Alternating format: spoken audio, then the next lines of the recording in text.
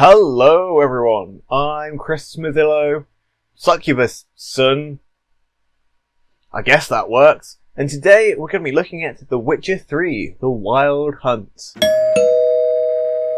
The Witcher 3 follows Geralt of Rivia, who is a witcher, which is a sort of a genetically modified human monster hunter who roams the land killing monsters for various people and whatnot for gold and the like. This time, however, the story takes Geralt on the path of hunting down Ciri, his adopted daughter, who also happens to be the daughter of the invading Nilfgaardian Emperor, Charles Dance, but that's fine because, you know, Geralt doesn't really care about any of that.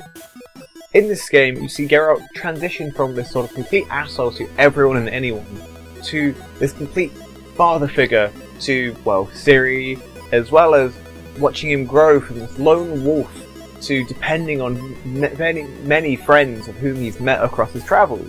You see these bonds he's created over the time and over his travels come to fruition. You know, he himself deeply cares for his friends and the like, even if he doesn't expressly say it. The storytelling in the game is immaculate, as it does wonders for making you begin to care and actually want to like characters of whom you hated initially. Two notable stories of misfortune that kind of pull this off are the Bloody Baron, who starts off as this, when you first meet him, he's this sort of raucous and larger-than-life-esque, like, Baron, sort of like Robert Baratheon in the Game of Thrones, almost a bit too closely.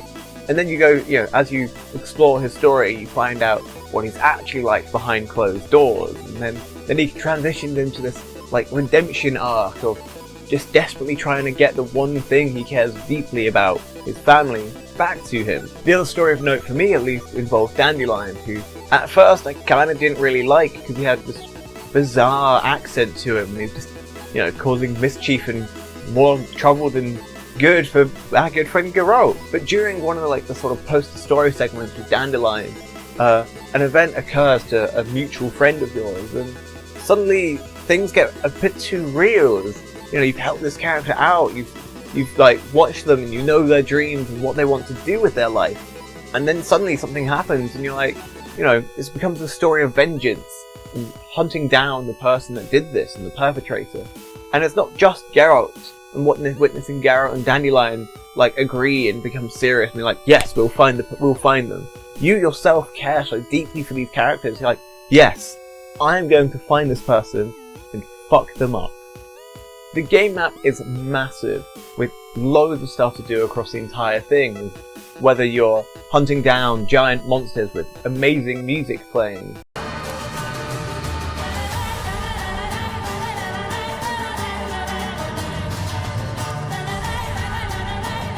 or just blowing up mecha nests. You can't say that! You can. Using the lifelong lessons that I've learned from playing Gears of War back in my childhood, ever see things climbing up through holes in the ground?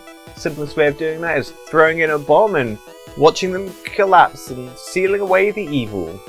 There's this crazy moment where you get into the second part of the map being Novigrad, which is a massive city, in which there's so much to go on in just a single city that I almost completely forgot about the parts that are taking place in Velen, as suddenly I just got completely lost within the story.